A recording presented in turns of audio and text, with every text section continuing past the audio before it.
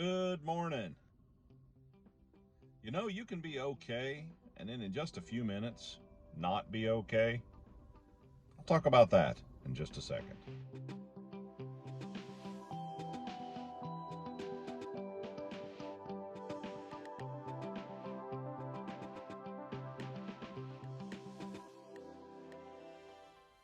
I've been gone for a while. I know I uploaded a video yesterday, but it was one that I had made prior to the events of my life, which I will recount for you now as quickly as I can. As you know, I was going to have a couple of cysts taken off my back. Well, I went down to get evaluated for that, and they messed with it a little bit, and it got infected. So I was on an antibiotic. Then I went for the pre-COVID testing that they require. And apparently somewhere in the hospital, either in a waiting room or in the COVID testing room itself, I contracted COVID. Didn't know it, of course, and went in for the surgery. And it was dormant at that time, I imagine. And so they did the surgery and stitched me up. So somewhere in that whole experience, I got COVID-19. Well, the next day I started getting really, really sick. I was very cold, had a headache, just feeling bad, and it got progressively worse.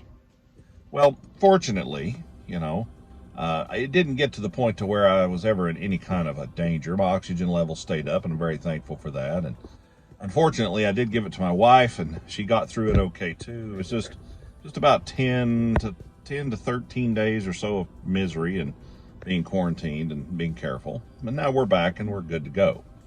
This happened right before the holiday, and so I was out of school for at least 10 days, and the holiday hit, and so I've been gone quite a bit from this channel. Well, also during that time, the stitches that they put in my back ended up getting severely infected. Right in the middle of COVID, my daughter, who's a nurse, said, "You've got to go to the emergency room." So I went to the emergency room with COVID, but not for COVID. They had to remove the stitches in my back, and they're very infected, and they had to take them out, and my daughter actually finished taking a couple of them out.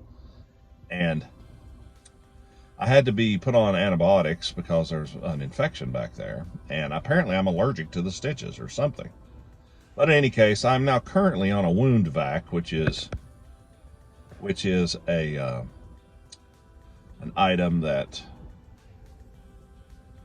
basically treats the wound and helps it to heal. But I've been on it for about 2 weeks, and it looks like it's going to be a month before I'm off of it. Now, I tell you all that not to get sympathy or not to for any reason other than to tell you this.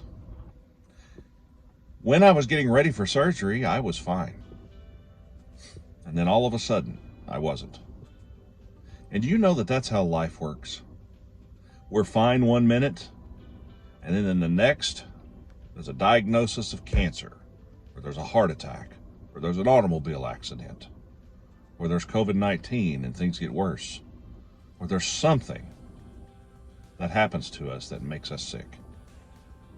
Now let me ask you this, folks. In those times, what do you turn to? Family? Doctors?